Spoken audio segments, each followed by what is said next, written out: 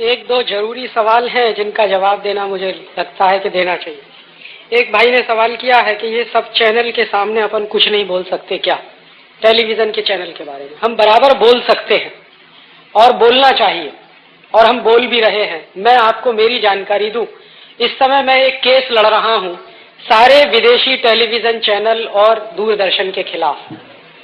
पहले ये केस मैंने किया था प्रेम कुमार की अदालत में दिल्ली में, और प्रेम कुमार जी ने 3 जुलाई 1996 को फैसला सुनाया हमारे पक्ष में। और प्रेम कुमार जी का ये फैसला है कि सारे विदेशी चैनल बंद कर देने चाहिए। और उसके ऊपर ये जो दूरदर्शन है, दूरदर्शन के बारे में प्रेम कुमार जी का ये कहना है कि दूरदर्शन पर चित्रहार जैसे कोई भी कार्यक्रम नहीं आने चाहिए जिसमें सेक्स की वल्गैरिटी और ऑब्सिनिटी इतनी दिखाई जाती है। तो हमको ऐसा लगता था कि जैसे ही ये फैसला आएगा सारे देश में लागू हो जाएगा। लेकिन मैं आपको बताऊं कि ये विदेशी टेलीविजन कंपनी चलाने वालों की लॉबी बहुत मजबूत है। उनमें रूपर्ट मर्डोक है, स्टार टीवी का मालिक है, उनमें जी टीवी का मालिक है, उसमें एटीएन वाले हैं, ये अमिताभ बच्चन है। तो इन्होंने सबने क्या किया कि जैसे ही प्रेम कुमार की अदालत में हम ये केस जीते, ये सब लोग हमारे खिलाफ एक साथ मिलकर हाई कोर्ट में चले गए, और हाई कोर्ट में अभी वो केस चल रहा। हाई कोर्ट में मुझे दूसरा आश्चर्य तब हुआ कि ये सारे क्रिकेट लोगों के साथ भारत सरकार भी हमारे खिलाफ खड़ी है। और आप ये जान लीजिए कि इन विदेशी टेलीविजन कंपनियों की तरफ से वकील के रूप में कौन कौन है, आपको मैं नाम बनाऊं। हिंदुस्तान का सबसे बड़ा वकील सोली सोराब जी, वो विदेशी कंपनियों की तरफ से हमारे खिलाफ केस लड़ रहा हाई कोर्ट में दिल्ली में।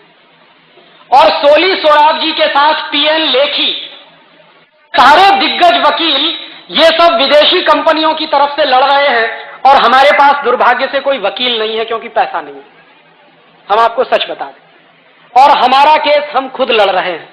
लोअर कोर्ट में भी मैंने ही बहस की थी, प्रेम कुमार जी के यहां हमारे दोस्तों ने बहस की थी। कभी मैं जाता था, कभी मेरे दोस्त जाते थे। और हाई कोर्ट में भी ऐसा ही चल रहा है, कभी मैं जाता हूं, कभी मेरे दोस्त जाते हैं।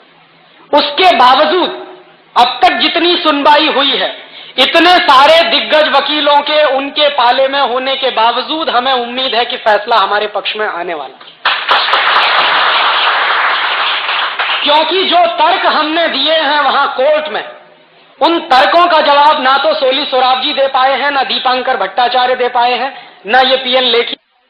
मानता हूं रावण चाहे जितना शक्तिशाली हो, चाहे जितने राक्षस हो, सत्य की विजय होती है, ऐसा मुझे लगता। तो हाई कोर्ट में हम ये केस चला रहे हैं, लड़ रहे हैं। अगर हाई कोर्ट में फैसला हमारे पक्ष में आया तो हमारी कोशिश ये होगी कि वो कानून बन के पार्लियामेंट से लागू हो। इस बीच में अगर वो लोग सुप्रीम कोर्ट में जाएंगे तो हम सुप्रीम कोर्ट तक लड़ने की तैयारी है हमारी, और इस केस को हम छोड़ने वाले नहीं है। इसमें एक दूसरा काम हमने और शुरू किया है इसी बीच में, कि ये जो केबल टीवी ऑपरेटर्स हैं जो चलाते हैं, वो हमारे ही अपने भाई हैं। स्टार टीवी विदेशी कंपनी, लेकिन स्टार टीवी का चैनल चलाने वाले अपने ही भाई हैं। तो अभी बंबई दिल्ली में मैंने एक सम्मेलन किया था, केबल टीवी ऑपरेटर्स का एसोसिएशन है, उनका मैंने सम्मेलन किया था। और उन भाइयों को मैंने गुड सेंस में अपील की थी कि भाई तुम्हारे भी बच्चे हैं, मेरे भी छोटे भाई बहन हैं, हम सबके घर अगर बर्बाद हो रहे हैं आपके इस धंधे से, तो आप क्यों ना ऐसा फैसला करें कि हम ये धंधा छोड़ दें। तो उनमें आपको मैं खुशी की बात बताऊं कि 60% से ज्यादा केबल टीवी ऑपरेटर्स कहते हैं कि राजीव भाई, जिस दिन हमको लगेगा कि आप लड़ाई हार गए हाई कोर्ट में, उस दिन हम ये धंधा छोड़ देंगे। तो उनकी तरफ से हम पे आश्वासन है। और उन्होंने ही हमको कहा कि बंबई का केबल टीवी ऑपरेटर्स का जो एसोसिएशन है, उसकी भी जल्दी आपकी एक मीटिंग हम करवाएंगे, और उनके साथ भी हम ये बात करने वाले हैं, डायलॉग करने वाले हैं। तो उन भाइयों को अगर हम हमारे साथ कन्विंस करा सके तो इन विदेशी कंपनियों की हम जड़ खोद देंगे, इतना हमको मालूम।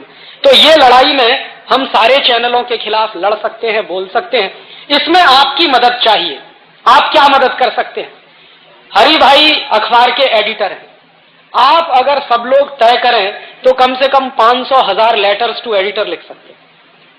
संपादक के नाम जो चिट्ठी जाती है, उसमें यह विदेशी टेलीविजन का मामला ले लीजिए। कभी कभी कोई खबर ऐसी बन सके तो हरि भाई जैसे लोगों की मदद से अखबारों में छपवाइए टीवी के खिलाफ। तो उससे क्या होता है कि जो जज बैठा है फैसला देने वाला, वो भी अखबार पढ़ता है, और अखबारों की खबर से वो प्रभावित होता है। तो अगर जगह जगह ऐसा कुछ होना शुरू हो जाए तो जज के दिमाग में ये सब बातें बैठेंगी जब वो फैसला सुनाएगा। तो हम में से हर एक व्यक्ति ये कर सकता है। जितने अखबारों में आप लेटर्स टू एडिटर लिख सकें, लेटर्स टू एडिटर लिखिए। जितने अखबारों में न्यूज आइटम के रूप में ये खबर छप सके, वो खबर के रूप में छपाइए, या और तरीके आप उसके ढूंढिए, वो आप कर सकते हैं। और ये आपकी हमारे लिए बड़ी मदद होगी। और फिर मैं रिपीट कर रहा हूं कि ये जो लड़ाई हम लड़ रहे हैं, इस लड़ाई में आप हमें सहभाग दें। वो एक ही तरीका है कि आप टीवी बंद रखें। तो आप जो है इस लड़ाई में हमारी बड़ी मदद। वस्त्र अगर हम धारण करें तो नतीजे जानते हैं क्या? हिंदुस्तान में जितना कपड़ा बिकता है उस कपड़े में सिर्फ 1% कपड़ा कॉटन का बिकता है, खादी का। 1%, 1%। 99% कपड़ा सिंथेटिक बिकता है, इंपोर्टेड यार्न का बिकता है। 1% खादी बिकता है तो हिंदुस्तान के 15 लाख लोगों को रोजगार मिलता है। मैं सपना देखता हूं कि अगर 100% खादी बिकना शुरू हो जाए तो 1500 लाख लोगों को रोजगार मिल सकता है। माने हिंदुस्तान की सरकार कहती है कि कुल बेरोजगारी 12 करोड़ की है, 15 करोड़ लोगों को रोजगार तो हम दे सकते हैं अगर हम खादी पहनना शुरू कर दें। तो इसलिए भी खादी पहनिए कि 15 करोड़ लोगों को रोजगार मिलता है, और इसलिए भी खादी पहनिए कि सबसे ज्यादा अहिंसक पद्धति से बनने वाला कपड़ा है वो। गांव-गांव के लोगों को रोजगार ही नहीं देता, पूरे अहिंसक पद्धति से बनता है। क्योंकि कपास उत्पादन, उसके बाद सूत बनाना, उससे कपड़ा बनाना एकदम अहिंसक पद्धति है। और जितने ये टेरेलिन, टेरिकॉट, सिंथेटिक कपड़े सब हिंसक पद्धति से बनते हैं।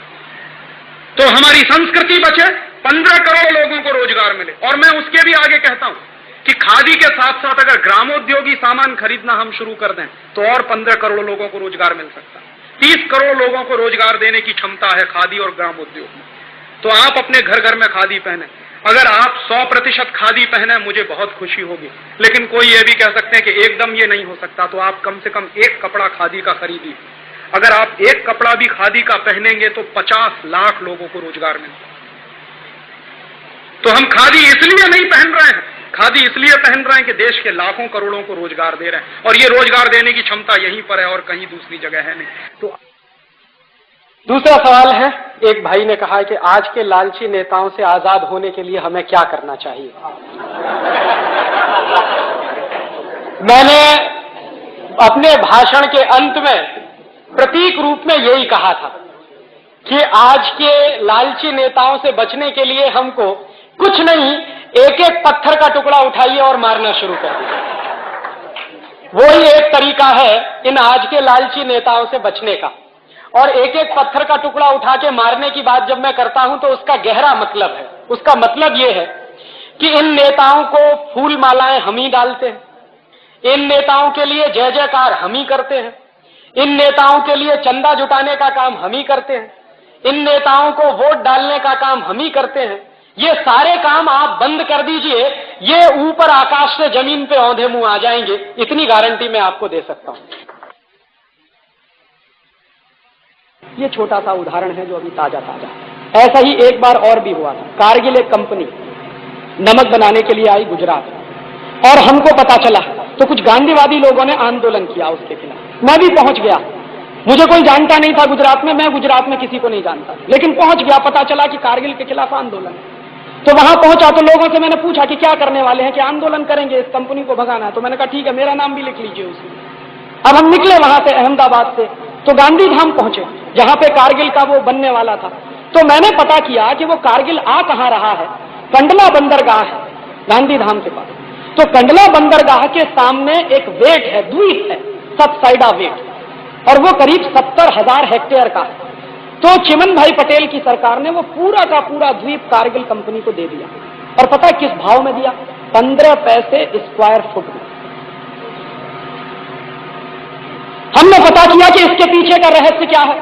तो खोजते खोजते इस नतीजे पर पहुंचे कि चिमन भाई पटेल का एक लड़का है, उस लड़के ने कारगिल कंपनी से जॉइंट वेंचर किया है, और इसलिए 15 पैसे स्क्वायर फीट में उन्होंने जमीन दे दी है। और वो जमीन पर कारगिल कंपनी का कारखाना लगेगा। फिर कारगिल कंपनी क्या है इसके बारे में पता किया तो पता चला कि वो अमेरिका की सबसे बड़ी प्राइवेट लिमिटेड कंपनी। और प्राइवेट लिमिटेड कंपनी के जो कानून होते हैं वो इस तरह के होते हैं कि आप अगर जानना चाहो कि ये कंपनी क्या करती है तो वो कंपनी अगर नहीं चाहे तो बताएगी नहीं। आप पूछ नहीं सकते कि हम क्या करें। तो मैंने कहा कि भैया ये सतसैड़ा वेट पे कारगिल वाले क्यों आ रहे हैं? बहुत दिन दिमाग घुमाते रहे। एक दिन उसका जवाब मिला कि सतसैड़ा वेट पर ही क्यों आ रहे हैं, गुजरात में और कहीं जगह क्यों नहीं जा रहे हैं? मुंद्रा है, मांडवी है, कच्छ में किसी और गांव में जा सकते हैं, सांतलपुर वगैरह है जहां नमक बनता है, लेकिन वहां नहीं जा रहे, वहीं पे आ रहे। जवाब मिला कि सतसैड़ा वेट से पाकिस्तान का कराची 100 नॉटिकल माइल पे है बस। और उस दिन दिमाग में सारा पिक्चर साफ हो गया कि ये क्यों आ रहे हैं कच्छ में। ये इसलिए आ रहे हैं कि अब गुजरात को कश्मीर बनाना है। और अमेरिका के रिश्ते पाकिस्तान से कितने अच्छे हैं ये आप भी जानते हो।